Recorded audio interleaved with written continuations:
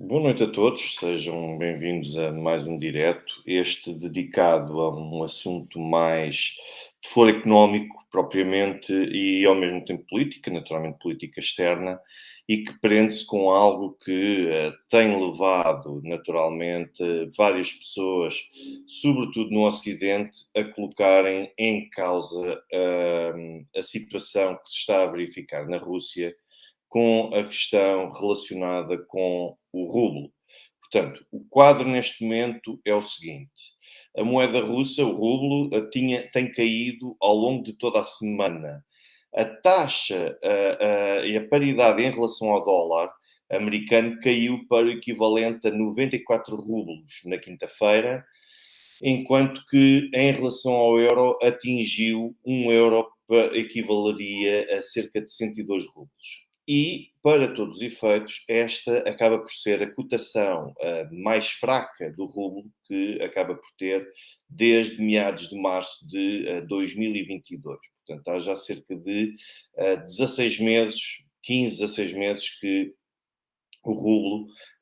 não atingia um valor tão baixo quando comparado com o dólar e até mesmo com o euro. O rublo perdeu também, na prática, nós podemos concluir que o rublo perdeu então a cerca de um terço do seu valor desde o início do ano e é até agora a moeda que dos mercados emergentes com pior desempenho neste ano. Mas qual é que é aqui o grande problema que está aqui em causa? Bom, desde logo, em primeiro lugar, é o facto de nós termos várias pessoas que apontam ou que denunciam que o rublo está a ter um desempenho extremamente negativo em virtude do tipo de políticas que estão a ser seguidas no país em matéria económica, mas ao mesmo tempo também uma espécie de reconhecimento de que as sanções estão a produzir efeitos finalmente após um longo, após bastante tempo, após todo o tempo que já passou, desde o início da Operação Militar Especial e da aprovação das primeiras sanções. Por isso é que nós temos vários comentários até então jocosos a dizer que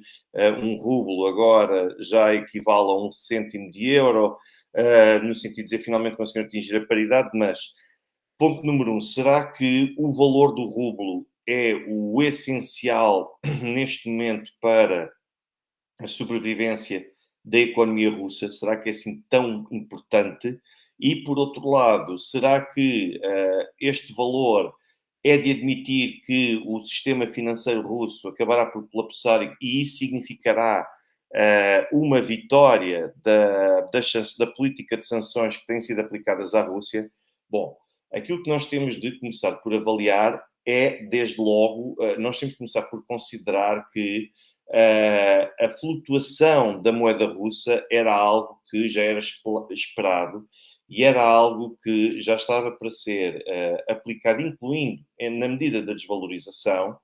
da moeda russa, já era algo que já estava previsto desde o ano passado. Houve um primeiro, em 2022, o objetivo foi claramente o de assegurar a valorização do rublo, enquanto que em 2023 havia a intenção de desvalorizar o valor do rublo, porque acabava por ser, de certa forma, contraproducente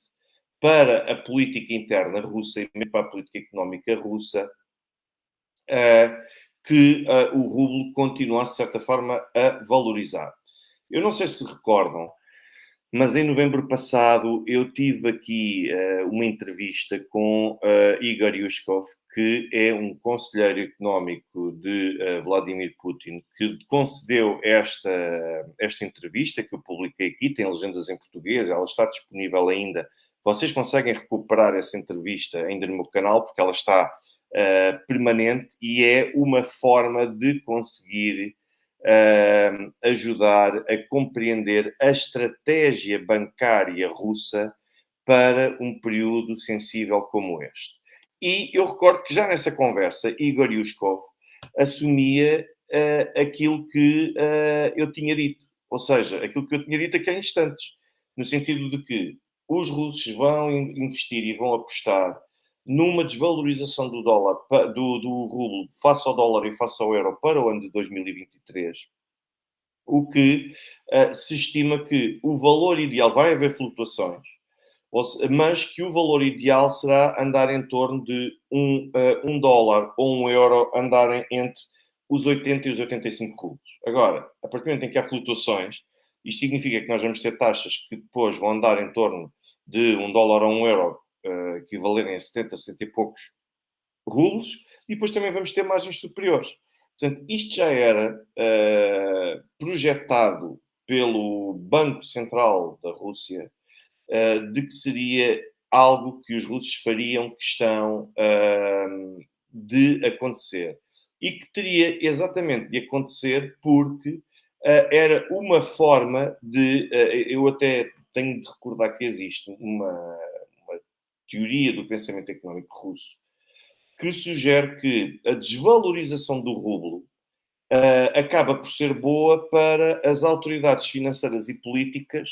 uma vez que isto significa que o país acaba por adquirir mais rublos pela mesma quantidade de exportação de matéria-prima. Isto era uma escala que estava, e era uma teoria de pensamento muito célebre e muito popular nos anos 90, só que tinha uma grande diferença. E acho que é aqui que os analistas ocidentais estão a mostrar algum erro na análise que fazem. Eu, desde logo, afirmo que, naturalmente, que eu não sou economista, eu não me atrevo aqui a fazer dissertações próprias sobre questões de economia, mas estou a basear-me com base naquilo que bom, desculpe interromper, mas tem aqui o senhor BlueStacks Master a dizer que, estranhamente, a minha conta principal parece ter sido censurada, bloqueada. O que é que aconteceu? Não faço a mínima ideia, senhor BlueStacks. Não faço ideia o que é que terá acontecido. Diga-me qual era o nome com que aparecia e eu tenho de ver se, naturalmente, se por engano, sem querer, o terei bloqueado. Portanto, desde já as minhas desculpas se é caso disso. Bom, mas para voltar outra vez ao tema principal, o que é que isto quer dizer? Isto significa que os russos, ao longo da década de 90, como forma de evitar uma flutuação da moeda, e eu estou baseado em inspirar-me naquilo que tenho lido dos analistas que têm defendido esta corrente, e isto agora até acaba por ser uma acessão minha, que acaba por divergir quanto à variável sobre o qual assenta esta política monetária de valorização e desvalorização do rublo. Enquanto ao longo da década de 90 o rublo estava diretamente ligado ao petróleo, porque era de facto uma economia totalmente dependente do petróleo, a verdade é que atualmente não está ligada essa flutuação, essa variação, esta política monetária não está ligada neste momento ao petróleo. Aquilo que está ligado é a algo bem mais abrangente do que o petróleo. Sim, também incide sobre o petróleo, mas incide também sobre um conjunto de outras áreas, que é nomeadamente quanto à balança comercial. Eu recordo que a Rússia é o país mais rico do mundo em diversidade de recursos naturais. E em quantidade de um conjunto desses recursos naturais também é o país com maior quantidade, logo também mais rico nesse aspecto. O que por si só permite que a Rússia possa exportar um conjunto de bens e de recursos naturais que não se resumam, ao contrário daquilo que praticamente se verificava ao longo da década de 90, como era o petróleo. Ou seja, a dependência da balança comercial da Rússia, o que é a balança comercial para quem não está familiarizado com isto? É basicamente as importações e as exportações. Por exemplo, se Portugal importa 100 mil e exporta 50 mil, por exemplo, importa 100 mil da China e exporta 50 mil para a China, Portugal importa mais 50 mil do que aquilo que acaba por exportar, o que significa que a balança comercial entre Portugal e a China é deficitária para Portugal. Portanto, isto só para perceberem um exemplo naturalmente muito básico e muito simples. E o que se verifica na Rússia é exatamente a mesma a mesma questão. Nós temos tido variações, por exemplo, as relações e a balança comercial com a Índia veio conhecer um forte impulso, em parte socorrendo-se naturalmente do petróleo, mas também de um conjunto de outros recursos naturais. O fator energético aqui tem naturalmente um peso significativo, já não é o peso exclusivo praticamente que ocupava ao longo da década de 90. Portanto, eu acho que esta variável não está a ser considerada pelos críticos ou pelos analistas ocidentais que afirmam que a Rússia, neste momento, já está a aplicar um critério que é considerado desatualizado. E que, ao ser desatualizado, desliga-se da realidade. O grande argumento é este. Mas, basicamente, em que é que consiste este critério utilizado pela Rússia? Consiste da seguinte forma. Desde logo que os russos, se em 2022 vendiam 1 litro de petróleo por 100 rublos, estou a dar um exemplo muito básico para que as pessoas consigam compreender. Neste momento, se conseguirem vender o mesmo litro de petróleo por 2.000 rublos, aparentemente os russos ficam com mais rublos disponíveis. O que não significa que depois, por parte do comprador, a taxa aplicada seja a taxa em rublos. É como se a moeda tivesse o valor estanque. Se o rublo tivesse o valor de $1 equivaler a 50 rublos, o que nós teríamos, e se esta taxa fosse estanque, inflexível, então aquilo que nós teríamos era que a Rússia só tinha uma hipótese de poder receber esses mesmos 50 rublos por cada dólar alienado, era vender mais petróleo. Portanto, só assim é que poderia passar a angariar mais rublos, o que significa que nada mudaria porque estaria a fornecer a mesma quantidade do bem exportado por um valor que era exatamente igual ao do ano passado. Com base na intenção de ter esta política de desvalorização do rublo, isto permite que o mesmo litro de petróleo, ou o mesmo barril de petróleo, que era vendido por 100 rublos ou por $1, agora, neste momento, como $1 equivale, suponham, a 1.000 rublos, então, neste momento, é possível vender o mesmo barril de petróleo por 1.000 rublos. O que significa que entram nas contas do orçamento das finanças russas um valor 10 vezes superior àquele que entraria no ano passado. Eu espero que percebam que isto permite que, daqui a algum tempo, os russos possam voltar a apostar outra vez na valorização do rublo para poderem utilizar essa valorização do rublo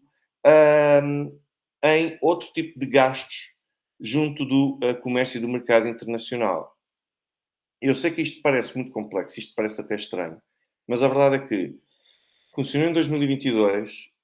em 2023 está a funcionar de certa forma, mas com uma nuance, é que esta política estava relativamente controlada, ou seja, o valor andava entre os 80 e os 90, o valor do euro e do dólar andava entre os 80 e os 90 rublos, e subitamente nós tivemos a questão de Yevgeny Prigozhin. E não foi por acaso que aqui no Ocidente, aliás, eu próprio fiz esse resumo e esse relato no canal Russia Today, que não é por acaso que aqui no Ocidente muita gente, uns inconscientemente, naturalmente, mas houve outros que conscientemente promoveram a tese de falta de solidez da liderança no Kremlin.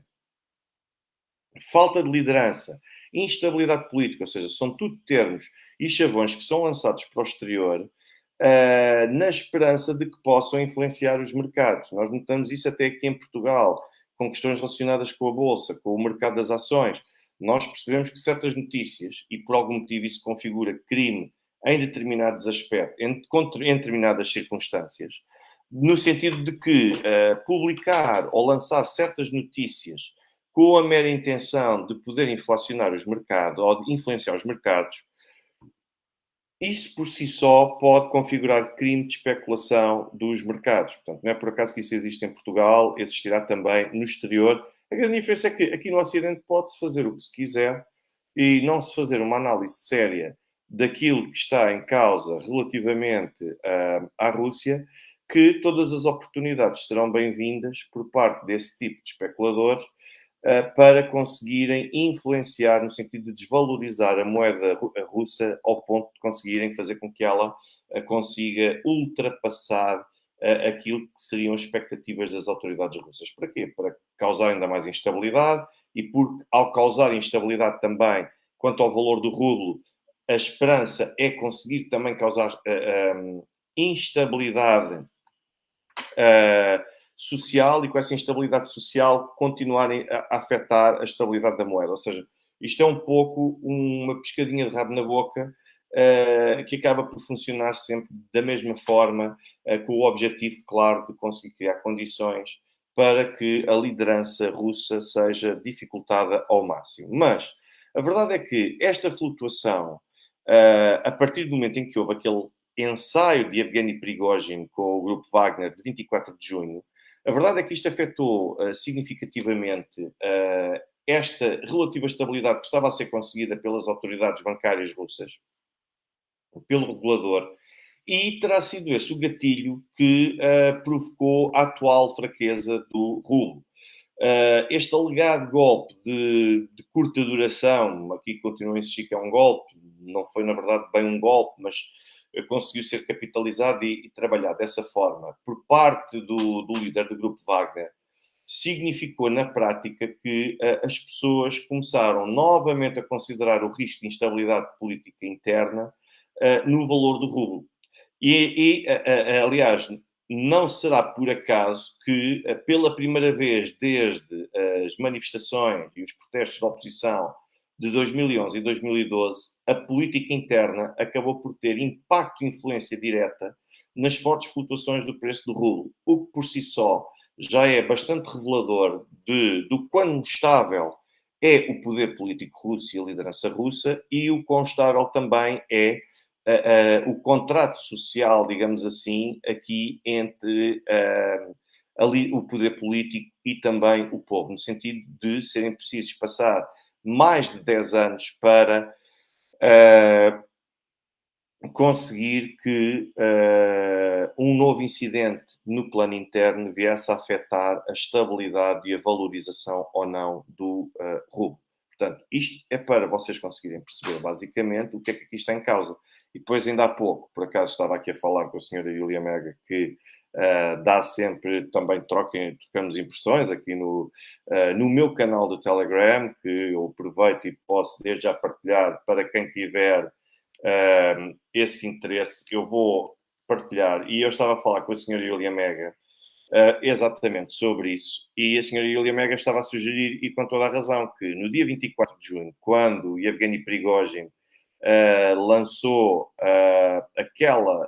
incursão que todos nós vimos, houve uma corrida, por assim dizer, aos depósitos, com receio daquilo que poderia acontecer na moeda russa. Portanto, isso significou naturalmente que houvesse transferência para que acontecesse algo do género, ou seja, ficaram receosos de que pudesse acontecer um episódio de instabilidade política, houve uma corrida aos depósitos e houve também uma corrida, então, consequente à transferência ou às corridas, à transferência de divisas para o exterior. Senhor Alexandre Viegas Giraldes, por favor, não agradeça. Boa noite para si, por favor, não agradeça, pois é nosso dever facilitar a circulação da verdade. Tenho sempre de agradecer a confiança que é depositada e o facto também de ser um ativo contribuidor, não só em termos financeiros, naturalmente, mas também em termos de dinamização e de trabalho que ajuda a fazer do algoritmo. Aliás, peço também, solicito a todos aqueles que puderem, que deixem também um gosto, deixem um like, porque é também outro elemento que ajuda, sem sombra de dúvida, a contribuir. As minhas boas noites para o Sr. Carlos Sousa de Saint-Tropez e depois também a Sra. Gisele Cederian, que diz que conseguiu descobrir a live apesar do algoritmo do YouTube aqui no Brasil não ser muito amigável com canais como o seu que falam verdades. Bom, o que é certo é que conseguimos furar essa regra desse algoritmo e esperemos continuar assim, mas eu desde já gostaria de agradecer a todos. E, portanto, a situação foi esta. Yevgeny Prigozhin teve aquele ensaio, Isto teve um impacto de inquietação social, no sentido de temerem que pudéssemos vir a ter nova desvalorização do rublo e, por causa de uma situação de crise política, aliás, os meios de comunicação social ocidentais apressaram-se a dizer isso mesmo, ainda hoje falam em instabilidade política de Putin e no Kremlin, o que, a meu ver, não corresponde à verdade. E isso refletiu-se numa desvalorização do dólar, do rublo, como eu referi. Mas a verdade é que não foi só este incidente, este evento, a influenciar diretamente a desvalorização do rublo como nós o conhecemos hoje. A verdade é que nós tivemos também um conjunto de outras situações que também terão sido e são determinantes para nós vermos a taxa de cambial aos valores a que vemos atualmente. Nomeadamente, a redução das exportações, como eu vos referi, a questão da balança comercial ser crescentemente negativa para a Rússia com uma série de países, haver lugar a um aumento das importações, o que ainda é uma consequência do facto de a Rússia não ser autossuficiente num conjunto de bens que lhe permita ter uma balança comercial que não basta ser positiva, mas que tem de ser também crescentemente produtiva e apresentar números bons, não basta ser um superávit. E depois, ao mesmo tempo, também a transferência contínua de fundos da Rússia para contas no exterior, como se verificou, por exemplo, neste caso de Evgeny Prigozhin que eu vi, mas que já acontecia ainda antes deste incidente e que continua a verificar-se sem ter como motivação este incidente de Evgeny Prigozhin. Depois, tivemos também níveis de liquidez extremamente baixos e a ausência dos não residentes nos mercados de câmbio e que ajudavam, aliás, a garantir conferir alguma estabilidade ao rublo. A verdade é que, relativamente a este último ponto, acaba até por ter uma importância particularmente significativa, porque nos anos anteriores era perceptível uma forte desvalorização do rublo, que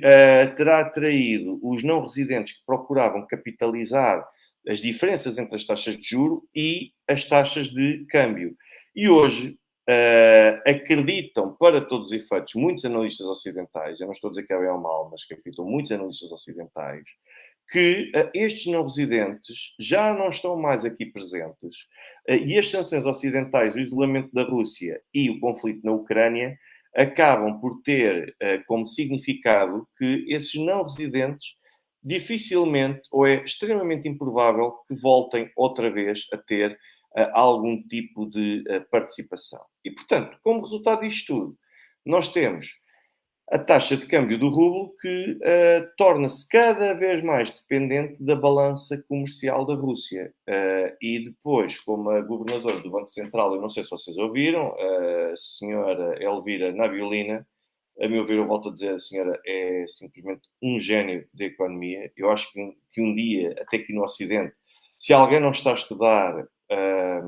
a política económica e financeira de Elvira Nabiulina, e a forma como tem conseguido ter um impacto direto, imediato, desde o início do conflito, e como consegue estar sempre de forma hábil a conseguir criar condições para que a Rússia consiga ter força para amparar as sanções. Quer dizer, eu muito me espanto se, pelo menos, não conseguir vislumbrar nos próximos anos uma dissertação de mestrado que seja, já nem peço uma tese de doutoramento, mas acho que os economistas europeus deveriam, e os investigadores académicos europeus deveriam estar, neste momento, ligados sobretudo à parte económica, deveriam estar a estudar as políticas seguidas por Elvira Nabiulina desde 2014, quando chegou à liderança do Banco Central da Rússia. A verdade é que tem sido épica a forma como ela tem sido uma das precursoras, naturalmente, mas tem sido o principal rosto. E a senhora Elvira Nabiulina deu um discurso esta semana, organizado pelo Banco Central da Rússia, onde foi tentar explicar, no seu discurso, as flutuações do rublo e uma certa queda do rublo, uma certa maior tendência do rublo para continuar a desvalorizar. Eu peço às pessoas que desliguem-se daquilo que vem nas redes sociais, daquilo que vem em canais de Telegram os posts em tom jocoso, as publicações que as pessoas fazem em tom jocoso, são tudo formas de querer gerar a instabilidade e incerteza e de querer que as pessoas acreditem que realmente a economia russa está a colapsar, que é completamente falso. Desde logo, vejam, ouçam o discurso da senhora Elvira Nabiolina. Eu vou, eventualmente, considero traduzi-lo e colocá-lo aqui disponível no meu canal de YouTube com legendas em português, para que todos possam ver o que é que está a acontecer, o que é dita, a tese que é dita pelo Kremlin, mas a verdade é que está disponível. E aquilo que ela veio dizer foi que as mudanças na balança comercial, nomeadamente uma queda na diferença entre exportações e importações, acabaram por ser, e sim, a principal razão para a fraqueza do rublo. Mas ela não se ficou por aqui. Reparem que Elvira Nabiolina veio até dizer, e utilizou a mesma palavra, de que é uma benção, a flutuação do rublo é uma benção para a Rússia, na medida em que permite à economia ajustar-se a qualquer tipo de choques que possam acontecer, quer no plano interno como no plano externo. Ou seja, isto dá uma maior maturidade ao sistema financeiro e à economia da Rússia para conseguirem reagir sem entrarem em instabilidades com incidentes até de menor impacto. Portanto, a partir do momento em que temos o regulador plenamente convicto e faz declarações de que isto que está a acontecer é uma benção, e a senhora é um gênio, considerando que um dia é uma pena, porque se fosse ocidental, com certeza que já teria recebido o Prémio Nobel da Economia, mas estudem a política do Banco Central da Rússia, estudem o impacto que a Elvira Nabiolina tem tido, estudem a forma como a Elvira Nabiolina, naturalmente, volto a insistir, não foi naturalmente sozinha, portanto, nós temos um conjunto de outras personalidades, que volto a dizer que também naturalmente têm essa intervenção, mas a verdade é que nós temos também, por exemplo, o Hermann Greff, que é o chefe executivo, o diretor executivo da estatal Sberbank, e que é um dos outros quadros também que já acompanham Putin ainda desde o século passado, portanto, que sempre têm sido fiéis escudeiros de Vladimir Putin. E, por exemplo, estes dois nomes, que são dois nomes que eu acho que as pessoas deviam de facto ter, Hermann Greff e Elvira Nabiolina, acho que têm tido um desempenho incrível na forma como têm sabido dar conta e, de certa forma, revolucionar as teorias económicas e políticas de que a Rússia não conseguiria sobreviver às sanções e de que a Rússia iria colapsar. Portanto, há aqui uma capacidade de adequação e de adaptação às circunstâncias que tem de ser naturalmente reconhecida. E quando nós temos a senhora Elvira Nabiolina a dizer que isto acaba por ser algo que é esperado e que é pretendido e que até favorece tudo aquilo que está a ser feito neste momento por Vladimir Putin e pela tese da Rússia relativamente à operação militar especial, eu acho que isso tudo acaba por ser de dar valor. Mas reparem que a questão, ainda esta semana, eu acabo por dizer que a Rússia está a ser, de certa maneira, vítima do seu próprio sucesso. Porque quando nós olhamos, por exemplo, para a reunião realizada, houve uma reunião que foi realizada esta semana, não sei se foi dado particular ênfase aqui em Portugal isso ou não, à meia-noite de terça para quarta-feira passada, entre Vladimir Putin e o primeiro-ministro russo Mikhail Mishustin, e que acabou por estender-se noite dentro. E, independentemente, eu estive a ler a ata oficial daquele encontro, não há qualquer tipo de referência à situação do rublo, portanto, não pareceu que fosse interessante. Parece-me que Vladimir Putin, neste aspecto, tem como conselheiros muito mais facilmente Hermann Greff e até mesmo Elvira Nabiolina, que é considerada uma das suas mais leais seguidoras, apesar de, durante muito tempo, ambos entrarem em conflito e Elvira Nabiolina ser conhecida pela frontalidade que tem e pelo facto de dizer a Vladimir Putin que a escolha que ele poderá querer tomar, que não é mais correta ou que poderá causar este efeito. E o que é mais curioso é que Elvira Nabiolina, embora não fosse uma neoliberal dos quatro costados, portanto, mas era, ainda assim, uma governadora do Banco Central que tinha uma certa tendência para prosseguir certas políticas neoliberais. E também foi por isso que foi escolhida, porque era uma forma de manter o melhor dos dois mundos, o lado mais conservador e mais anti-neoliberalismo, com algumas vertentes neoliberais que poderiam ajudar, de certa forma, a ajudar a economia russa a dar o pulo, o salto para o passo seguinte. E é curioso nós olharmos para tudo isto, porque Mikhail Mishustin não me surpreende que não tenha sido discutida a questão do rublo. Enquanto alguns analistas ocidentais já estão bastante céticos quanto a isto, no sentido de dizerem que acham que isto tem sido discutido, mas que não entrou na ata oficial da reunião que ambos tiveram, eu já mantenho o meu ceticismo, porque tenho aqui como base de referência, isto também não foi muito explorado no Ocidente, mas por altura, algumas semanas antes de Vladimir Putin decidir reconhecer as repúblicas populares de Donetsk e de Lugansk como Estados soberanos, Putin teve uma reunião com aqueles que são os seus conselheiros principais, incluindo Herman Gref e Elvira Nabiulina, e Putin acabou por tentar fazer uma avaliação e tentar perceber quais é que seriam os riscos em que incorreria a Rússia se avançasse com o reconhecimento destas duas repúblicas. E Putin só contou uma parte, naturalmente, da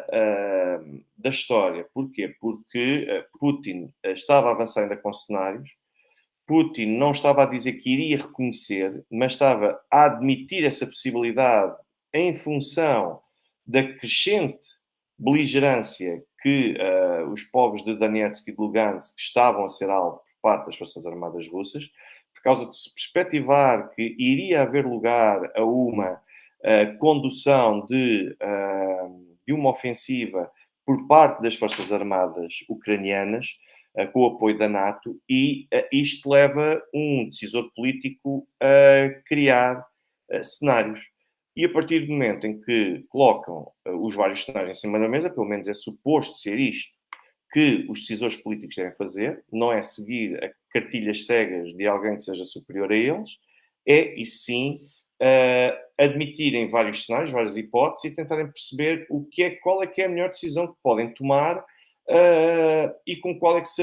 existe uma maior probabilidade de serem bem-sucedidos. E foi o que Putin fez. Portanto, uma vez que este era um dos cenários em cima da mesa, Putin convocou os seus conselheiros, não convocou verdadeiramente, foram os conselheiros que, quando foram informados deste hipotético cenário, que ainda era um cenário, mas que era um cenário para o qual Putin nunca mostrou que seria absolutamente improvável ou que seria para ele estranho, estes conselheiros reuniram-se de total confiança de Putin, reuniram-se com ele e acabaram por dizer que a Rússia iria ser retirada de todos os mercados, iria haver uma política de sanções, a Rússia corria o risco de acabar completamente estrangulada financeiramente. Eu sei que foi até dito que no período de pouco mais de um ano a Rússia podia cair, o sistema financeiro e monetário poderia de tal forma colapsar na Rússia que a Rússia poderia ficar ainda mais atrasada do que os países em subdesenvolvimento, do que muitos países em subdesenvolvimento, ou seja, e foi ainda também estimada uma taxa de inflação logo para o ano de 2022 em torno dos 20% ou superior até 20%, era assim uma coisa do género. Ou seja, o cenário claramente era catastrofista. Os conselheiros de Putin não tentaram elaborar algo que parecesse cor-de-rosa para que Putin estivesse a ser enganado para tomar uma decisão destas. E Putin perguntou-lhes o que é que podia ser feito para conseguir atenuar e para conseguir, de certa forma, evitar que as sanções ocidentais tivessem impacto na economia russa. E eles, na altura, mostraram que aquilo era complicado e tudo mais. O que é que Putin não contou? Bem, não contou, naturalmente, porque foram todos surpreendidos. Eu sei disto, aliás, já o professor Igor Yushkov, que eu tenho aqui também fiz uma entrevista, a tal personalidade com quem eu fiz uma entrevista, que é um dos conselheiros de Vladimir Putin. Ele também disse que foram todos surpreendidos quando, se o cenário de 21 de fevereiro, de reconhecimento das repúblicas populares de Donetsk e Lugansk, era o que estava em cima da mesa, todos os outros foram surpreendidos. Os economistas, os seus conselheiros mais próximos, foram surpreendidos com a decisão de desencadear a Operação Militar Especial. O que, desde logo, demonstra, a meu ver, e atesta alguma espontaneidade, portanto, e não necessariamente algo que fosse premeditado e pretendido por Putin, como no Ocidente se diz, e começou a surgir a hipótese de uma das pessoas que não acreditava no sucesso daquilo que iria acontecer, era Elvira Nabiulina, que ficou naturalmente bastante incomodada com a situação, propôs até que não fosse renovado o seu mandato à frente do Banco Central da Rússia, e Putin conseguiu convencer todos os seus conselheiros de que não, fiquem comigo, são vocês que vão ajudar o povo russo a conseguir ultrapassar e a conseguir enfrentar estas sanções ocidentais. E a verdade é que todas estas perspectivas que eles tinham, olhando com uma cabeça, com um pensamento neoliberal, para aquilo que poderia acontecer à Rússia, essas estimativas acabaram por ser elas próprias contrariadas. E reparem que isto é curioso, porque poderíamos ter aqui académicos e poderíamos ter aqui, temos aqui os maiores crânios da economia a trabalhar para o presidente da Rússia, da economia russa, a trabalhar para o presidente da Rússia. E nós poderíamos ter aqui os próprios a quererem dar um tipo de prova, por assim dizer, de que, não, as minhas teorias desde o princípio é que conferem, é que são aquelas que batem certo. Eu, afinal, estava certo desde o início. E, de certa forma, até mostrar alguma má vontade ou sabotarem algum tipo de políticas que pudessem estar a ser tomadas por Vladimir Putin neste momento. E a verdade é que não. Ou seja, isto é a grande diferença entre um político russo, que é o presidente da Rússia, que é secundado por pessoas verdadeiramente capazes e verdadeiramente com o espírito de missão de protegerem o país e de prosseguir o interesse nacional do país, estando dispostos até a contrariar aquela que era a perspectiva que eles tinham com base num pensamento e de influência, de certa forma, neoliberal que eles teriam. E eu acho que isto é fascinante, porque é de louvar. Eles próprios estavam a trabalhar para se contrariarem a si próprios, para contrariarem aquilo que as teorias económicas ocidentais dizem e que eles acreditavam que, de certa forma, se iriam verificar. E a verdade é que têm conseguido combater as coisas. E Elvira Nabiulina aceitou a confiança que foi depositada em Vladimir Putin. Vladimir Putin sabe o que é Elvira Nabiulina pensa, sabe qual é a perspectiva dela, entra muitas vezes em desacordo e mesmo assim confia nela. Quer dizer, onde é que isto se vê? Eu já nem vou falar de Portugal, mas mesmo por essa Europa fora, é preciso ser uma pessoa com uma coluna vertebral bastante direita para conseguir ter coragem de fazer isto, e depois é preciso também ser uma personalidade secundada por um conjunto de pessoas, desde logo com um brilhantismo intelectual fora do normal, e depois com o mesmo conjunto de valores que são privilegiados pela própria personalidade que os escolhe.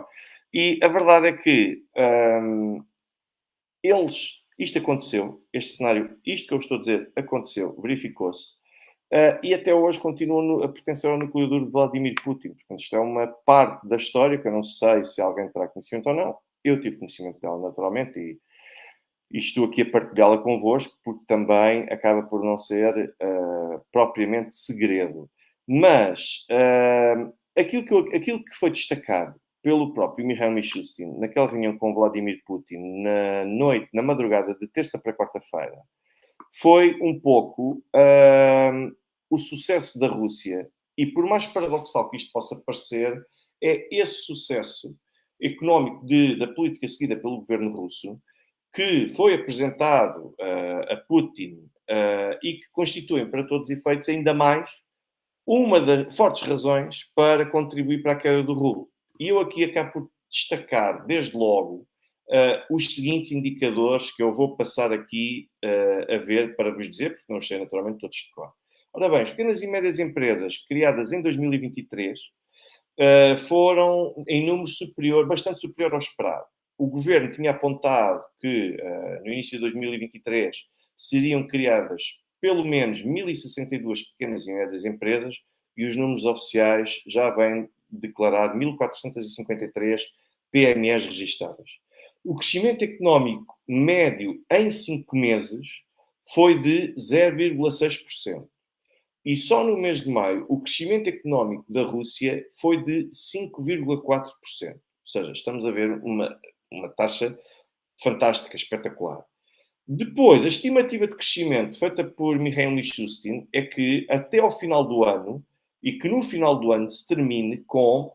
2% de crescimento económico. Sendo que até houve aqui uma interjeição entre Putin e Mishustin, no sentido de se recordar que o FMI apontou para um crescimento de 0,7%, e Mishustin disse, nós não concordamos com esse 0,7%, o que até é bom, porque é uma forma de nós próprios depois, no final do ano, podermos também vir aqui expor que, afinal, superámos as expectativas de todos estes organismos internacionais. E Mishustin disse ainda outra coisa, disse, nós prevemos um crescimento de 2% no final do ano, mas nós, na verdade, acreditamos que é bastante possível que possa até ser superior a 2%. O que é que tem aqui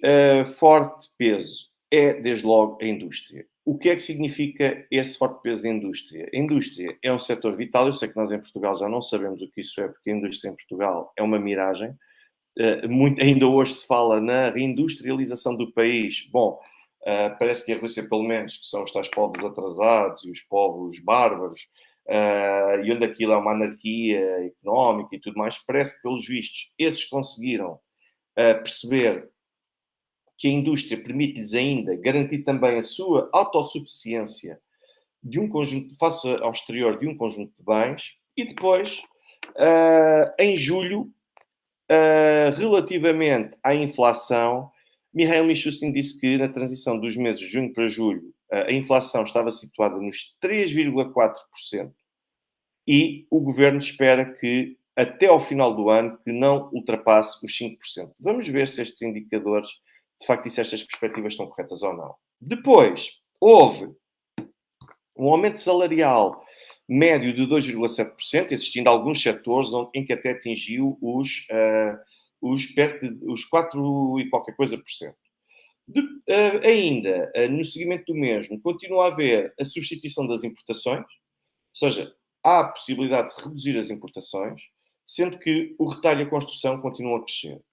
E depois, o consumo aumentou 8,8%, ou seja, isto claramente tem um impacto nessa desvalorização do rublo, e o desemprego atingiu um mínimo histórico de 3,1%. Ou seja, a Rússia está a contrariar tudo aquilo que as sanções pretendiam causar. Mas depois acaba por ter um conjunto de incidentes que acabam por sabotar a sua própria política para conseguir suster esta pressão resultante das sanções ocidentais. E quando nós tivemos um incidente como aquele de Evgeny Prigozhin, quer dizer, acaba por ser muito complicado porque isto são fatores que não se conseguem controlar e que o Banco Central já não consegue controlar. E agora dizem vocês, bom, mas esta queda do rublo, isto vai afetar significativamente a estabilidade e a paz social. Não é verdade. E eu digo-vos que o que é importante reter aqui é que, com base numa sondagem, num estudo de opinião que foi realizado entre 27 de junho e 4 de julho, esse estudo de opinião veio mostrar a confiança dos russos e o otimismo dos russos com o enfraquecimento do rublo. Mais de metade, ou 56% dos russos, acham que o enfraquecimento do rublo não afetará a sua qualidade de vida e reparem que só 16% é que entendem que serão bastante afetados e mesmo assim são pessoas, como dizem os analistas, com um perfil e com um caráter especial. Agora a questão que se coloca é, perante este quadro, o que pretende Elvira Nabiulina fazer? Em primeiro lugar, entrou já em vigor no dia 1 deste mês o aperto aos limites para a concessão do microcrédito para retrair o consumo. E quando se diz a concessão de microcrédito, fala-se em instituições oficiais. Mas os agiotas, ainda esta semana tivemos também um aviso, um alerta por parte do Banco Central da Rússia, em que alerta o consumidor russo para os perigos resultantes da agiotagem. No sentido de poderem furar os critérios formais para acederem ao microcrédito, mas depois entrarem numa sequência que lhes poderá trazer dificuldades económicas significativas. Depois, quanto àquilo que a Elvira Nabiolina pode fazer, a verdade é que não está, para todos os efeitos, em perspectiva que o Banco Central venha a ter uma intervenção de fundo para poder suportar o valor do roubo. Desde 2014 que Elvira Nabiolina basicamente tem preferido combater a inflação através do ajustamento das taxas de juro e, por exemplo, bom, posso dizer-vos até que, em teoria, nada impede o Banco Central de fazer uma intervenção cambial se temer, por exemplo, uma ameaça à estabilidade do sistema financeiro. Eu recordo aqui que, por exemplo, imediatamente antes após a invasão, o início da operação militar especial na Ucrânia, no passado ano, o Banco Central vendeu 100 mil milhões de rublos em moeda estrangeira. No entanto, a verdade é que a política inicial, se bem se lembram, foi a de alterar a taxa de juros de referência por parte do Banco Central da Rússia, e é expectável que, se isto continuar assim, com este quadro, que isso venha a acontecer. O que é certo é que Elvira Nabiolina não prevê nenhuma ameaça, nem olha para este incidente como uma ameaça à estabilidade do sistema. Pelo contrário, olha para isto, e pelo menos publicamente as autoridades, a autoridade reguladora veio dizer que é uma benção, e é preciso perceber se existirão ou não intervenções pontuais de Elvira Nabiolina. Muitos analistas ocidentais consideram que Elvira Nabiolina não vai fazer rigorosamente mais nada, nem relativamente ao rublo. Eu admito a possibilidade de Elvira Nabiolina poder ajustar aqui um ou outro parâmetro que possa ser nuclear na economia russa. E com isto, espero que para todos os efeitos tenham tido a hipótese de conseguir compreender porque é que o rublo se encontra enfraquecido, e não só, porque é que o rublo também acaba por ser uma virtude, e entendido como uma virtude porque faz parte da política monetária e financeira russa, que em 2023 haja lugar a uma desvalorização do rublo, para depois, posteriormente, poder haver lugar a uma nova valorização do rublo em função daqueles que sejam os interesses da Rússia. Qual é aqui outra particularidade para a qual eu pretendo chamar a atenção? É que nas conversas entre Vladimir Putin e Mikhail Mishustin, Putin disse, Mishustin fez a confissão de que, aliás, não foi Mishustin, foi o próprio Putin disse a Mishustin, bom, então prevemos que com base naqueles que são os nossos objetivos para daqui a um ano, as coisas estão a correr bastante bem. Ou seja, o que é que acontece daqui a um ano? Daqui a um ano nós vamos ter as eleições presidenciais na Rússia. É preciso que Vladimir Putin entregue um país que seja considerado organizado, estável, a crescer, mais dinâmico economicamente, mais competitivo, e estão a fazer, e a verdade é que, para todos os efeitos, Putin quer apresentar essa bandeira à população. E entende nestes indicadores que é isso que está a verificar, porque, em última instância, em última análise, aquilo que importa é o salário, o emprego e a forma como a economia continua a funcionar. A questão do rublo continua a ser um pouco, eu não digo secundária, porque é sempre uma questão prioritária, mas aquilo que releva verdadeiramente neste momento é que parece que as autoridades russas,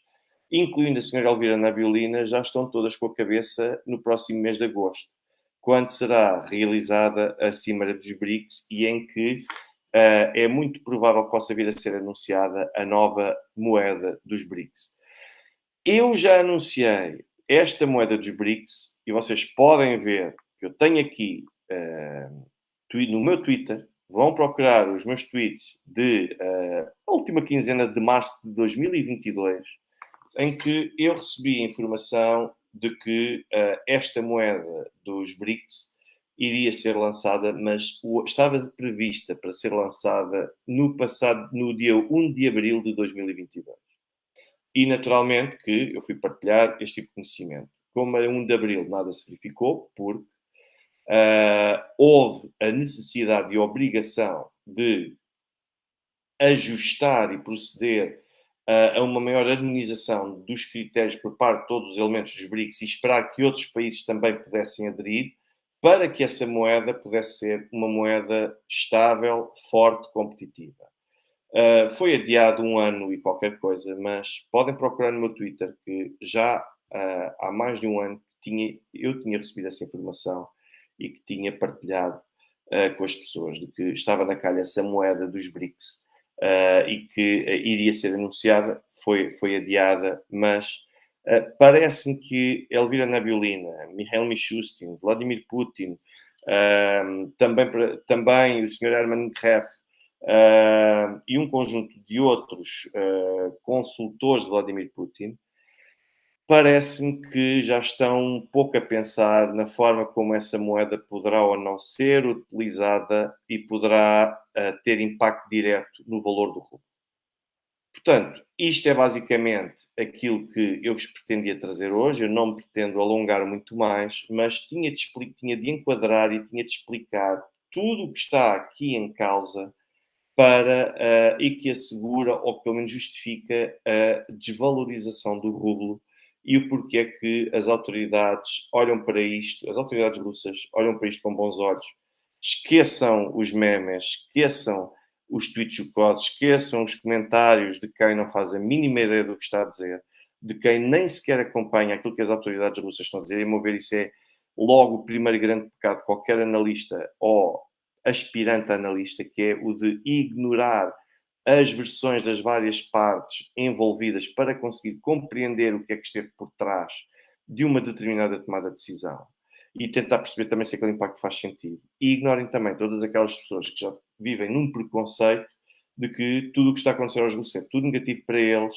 e não só é tudo negativo para eles, como também acaba por ter, vai ter um impacto mais tarde ou mais cedo que vai ser extremamente grave para os russos, que é uma questão de tempo até conseguirem cair. O que eu gostaria de vos dizer é que prestem atenção, porque isto que está a acontecer com o rublo na Rússia, o Banco Central, mais tarde ou mais cedo, vai ter de tomar uma posição. E o Banco Central, ao ter de tomar essa posição, isto significa que o preço de vários bens, sobretudo aqueles que são transacionados no mercado secundário, ou seja, são mercados, nomeadamente no que diz respeito à importação paralela de bens, que é uma forma de conseguir fazer chegar à Rússia bens que, através de países, a um outro tipo de valor, mas de países que não foram sancionados nem foram alvejados pelas sanções, e acabam por ser uma forma de garantir que esses bens são adquiridos através de terceiros países e que depois dão entrada no mercado russo à mesma. Há um conjunto de bens que vai ser seguramente afetado. E eu, com isto, eu agradeci ainda à senhora Running Through, muito obrigado pelo seu contributo. Estive a ver que naturalmente se deu, não só pelo seu contributo financeiro, mas também pelo facto de estar sempre aqui presente, aqui e num conjunto de outras redes sociais, pelo facto também de estar presente constantemente também aqui nos comentários, nas questões que coloca. Eu peço a todos que, aqueles que forem entrando e aqueles que forem assistir a este direto depois, que possam deixar o gosto, possam deixar o like. É sempre uma forma de ajudar a impulsionar e a promover o canal. Eu vou deixar aqui, uma vez mais, os meus contactos, portanto, tanto para o MBWay como para o WhatsApp, tem aqui o meu contacto e depois o meu e-mail, que também fica aqui disponível para todos aqueles que quiserem entrar em contacto comigo para poder trocar impressões, fazer sugestões, o que for. Ora bem, eu desde já eu gostaria de agradecer a todos pelo facto de estarem aqui presentes, pelos comentários que têm deixado, pela partilha do canal. Já estamos muito perto dos 12.000 subscritores, que é mais uma prova de que o canal continua a crescer, e não é só trabalho meu, é também fruto da vossa presença no canal, da vossa intervenção, da vossa partilha, dos vossos gostos. Eu agradeço ainda a todos aqueles que continuam a fazer contribuições financeiras por MBWay, PayPal, Revolut, YouTube também, a todos aqueles que vão acompanhando uh,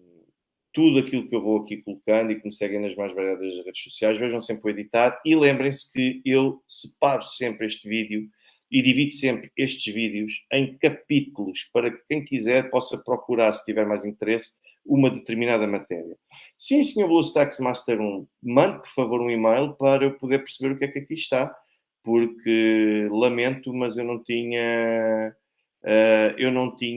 a noção de que o senhor poderia estar bloqueado. Então, se puder, entre em contato comigo e todos vocês também. Desde já, eu faço o desejo, eu faço votos de uma excelente noite a todos, que tenham todos um bom descanso e até uma próxima oportunidade. Uma boa noite a todos.